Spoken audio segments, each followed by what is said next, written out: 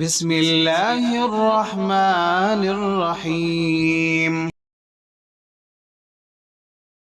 امام حسین باہر نکلے تو گردن پر تیر لگا تو 6 مہینے کا بچہ وہ بھی شہید ہوا۔ خون اچھالا آسمان کی طرف تو کہا مولا دیکھ لے، میں نے 6 مہینے والا بھی نہیں بچانا، وہ بھی دے دیا ہے۔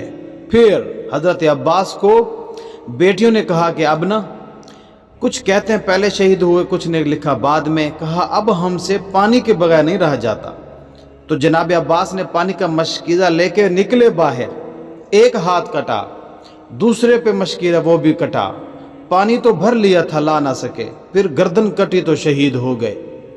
بچوں کی بھی شہادت ہوئی۔ پھر جب ان کا لاشا اٹھایا تو امام حسین، مولا حسین ابن حسین کی کمر کمزور ہو گئی ہے، اب کمزور، او بھائی ایک میت ہو جائے تو 4-5 دن تو آنکھیں نہیں کھلتی، کیسا جری خاندان ہے۔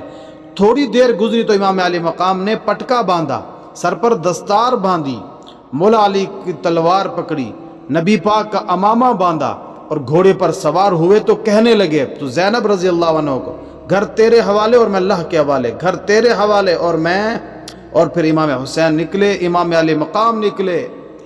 کہتے ہیں کہ یہ جلوہ پہلے بھی بڑے سونے تھے، پر جو آج جو رنگ دیکھا وہ پہلے کبھی نہیں دیکھا۔ کیا انداز تھا، جدھر جاتے نعرہ لگاتے تو جدوں اتنے لوگ امام حسین نے کاٹے، اتنے کاٹے، پھر واپس پلٹ کر آئے اور کہنے لگے زینب ذرا پردے کے پیچھے سے دیکھ تو صحیح میری بہن، ان بزدلوں کو جرت نہیں ہو رہی حسین کے مقابلے میں آنے کو، ایک دوسرے کو دھکا دیتے ہیں، تو جا تو جا، پھر اکٹھے باہر ہوئے۔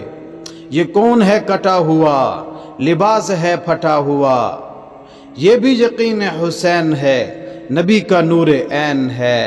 پھر چاروں جانب سے تیر برسے تو امام علی مقام چونکہ نماز کا وقت ہو گیا تھا اترے گھوڑے سے، خون بہ رہا تھا، گرم ترین ریت سے تیمم کیا، سر سجدے میں رکھا، اور جب شمر آپ کی گردن کاٹنے لگا تو کہنے لگے ٹھہر جا ذرا رب سے بات کر لینے دے۔